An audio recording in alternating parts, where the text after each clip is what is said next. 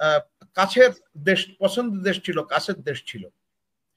তো এই ইরান যখনই তার নিজের করে নিজের আহ, পরিকল্পনায় এগোতে চেয়েছে, তখনই সমস্যাটা হয়েছে। সেই সময় ইরানের সামরিক বাহিনী, পুলিশ বাহিনী বা অন্য সবকিছু অবিন্যস্ত ছিল বিপ্লবের পর। 1980 সালে ইরাক তাদেরকে এই দুর্বল সময়ে আঘাত বা যুদ্ধ শুরু করে। এই সর্বশেষ যে আপনার বিমান আক্রমণ করলো ইউএসএ, আমেরিকা, এটা গত 30 বছরের নেতানাহু চেষ্টা করছিল যেন এই ধরনের আক্রমণ হয়, কিন্তু কোনো প্রেসিডেন্ট আগে করেনি। মার্শাল্লাহ, ডোনাল্ড ট্রাম্প সেটা করেছে। বর্তমানের ইরানের সাথে ইসরায়েল প্লাস ইউএসএ, এই যে সংকটাপন্ন অবস্থা, যুদ্ধ অবস্থা, এটা আমাদের খুব হৃদয়ের কাছে, এই কারণে যেহেতু মুসলমান একটা রাষ্ট্র আক্রান্ত হয়েছে। এর আগেও মুসলমান রাষ্ট্র আক্রান্ত হয়েছিল ইরাক, এবং আক্রান্ত হওয়ার পরে যে সাদ্দাম দুষ্টু, এবং যার কারণে ইরান 8 বছর যুদ্ধের ক্ষয়ক্ষতির শিকার হয়েছিল, প্রচুর প্রাণহানি হয়েছিল, কেমিক্যাল অস্ত্র ব্যবহার করেছিল। আমেরিকা আক্রমণ করার কারণে সেই সাদ্দাম হয়ে গেল বাপের বেটা সাদ্দাম। তো মানে ভিলেন থেকে আপনার নায়ক হতে সময়ের পার্থক্যটা অনেক ক্ষেত্রেই কম লাগে। তো আমি যতটুকু বুঝতে পারছি সেটা হচ্ছে এই ঘটনাগুলো দ্রুত চলমান, এবং একটা ঘটনার পরিপ্রেক্ষিতে অন্য ঘটনা, সেটার পরিপ্রেক্ষিতে অন্য ঘটনা। তো এখানে আমাদের আমি আমি কয়েকটা বিষয় এখানে নিয়ে আসবো। এটা ছোট্ট করে একটু ইরানের ইতিহাস বলি। ইরানের ইতিহাস 1000 বছরের পুরানো। ইরান সবসময় চেষ্টা করেছে একটা দেশ নিয়ে মোটামুটি সভ্যতা, এটা খুব একটা বেশি শোনা যায় না, এবং পার্সিয়ান সিভিলাইজেশন অনেক পুরানো। তো ওই সভ্যতার গৌরব, গর্ব, ওজন, তার ফলে সেই দেশের অধিবাসীরা তাদের ধার এবং ভার দুটাই কাজ করে। আরেকটা বিষয় হচ্ছে যে আল্লাহর অশেষ রহমতে ইরানে মানে প্রাকৃতিক সম্পদ, জনসম্পদ, এবং তাদের যে প্রাকৃতিকভাবে এই রাষ্ট্রটা অনেক ক্ষেত্রে সুরক্ষিত। সো এই সবগুলোই তার পক্ষে যাচ্ছে। এখন ইরান 1979 সালের ইসলামিক বিপ্লবের আগে পশ্চিমের খুব কাছের দেশ, পছন্দের দেশ ছিল, কাছের দেশ ছিল। তো এই ইরান যখনই তার নিজের করে নিজের পরিকল্পনায় এগোতে চেয়েছে, তখনই সমস্যাটা হয়েছে।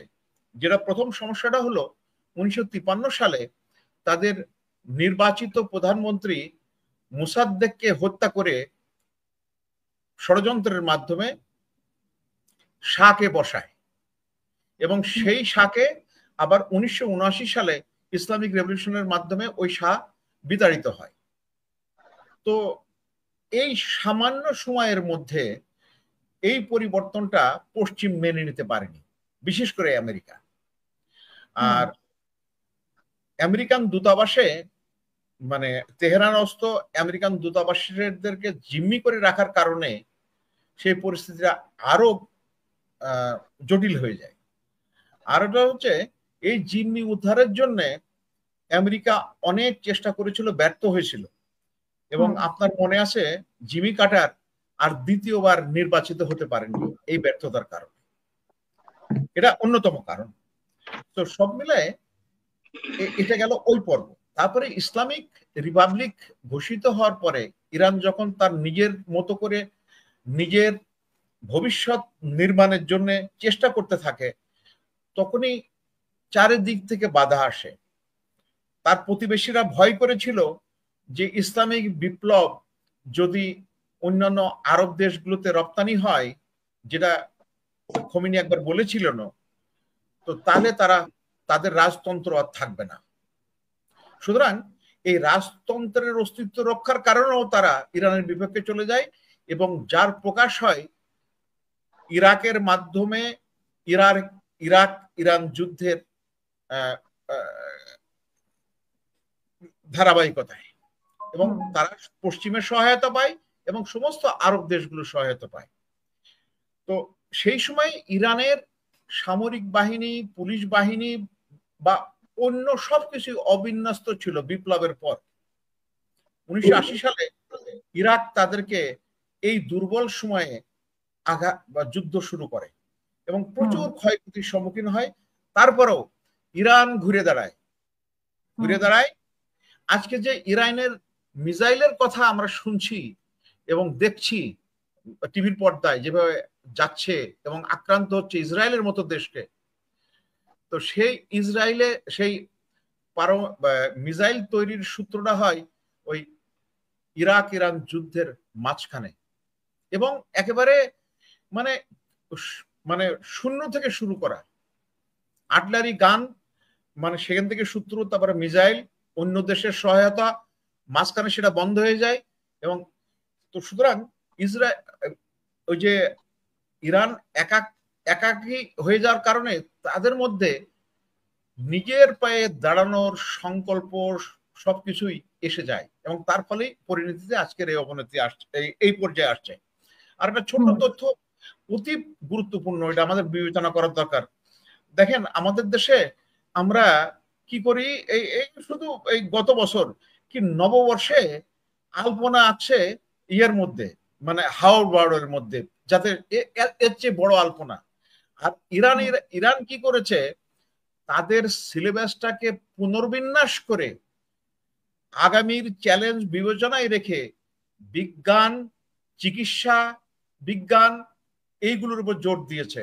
এবং আমি একটা তথ্যে দেখলাম যে প্রায় 43% ছাত্র তারা সায়েন্স অ্যান্ড টেকনোলজি পড়ে। এই তথ্যগুলো কেন দরকার? ইরানের এই যে একটা কঠিন অবস্থান জ্ঞান বিজ্ঞানে এবং সমরাস্ত্র উদ্ভাবনে, এটার জন্য এই তথ্যটা দিলাম। সো এটা গেল ওই পর্ব। এখন ইসরায়েল তথা আমেরিকার ওরা চ্যালেঞ্জ একমাত্র ইরান করতে পারে। দেখেন ডোনাল্ড ট্রাম্প গেল কোন জায়গায় যেন মেয়েদের চুল নাচায়ে তাকে অভিবাদন জানালো আরব আমিরাতে, ওইখান থেকে তো একটা ইয়ে দেওয়া হয়েছে, ওনাকে উপহার দেওয়া হয়েছে। কি সুন্দর। আর হচ্ছে একজন 1.4 বিলিয়ন ডলারের কথা বললো সৌদি আরবিয়া, আর সম্ভবত কাতার বোধহয় $1 বিলিয়ন। আর হচ্ছে কি সুন্দর একটা প্লেন দিল উপহার। তো দেখলো যে এই ইরান ছাড়া বাকি সবাই তো করায়ত্ত আছে, সবাই কথা শুনে, মানে মুখে অন্য কিছু বললো ভিতরে ভিতরে ঠিকই যোগাযোগ রাখে। ইরান হচ্ছে এটা মানে তাদের জন্য প্রতিবন্ধক।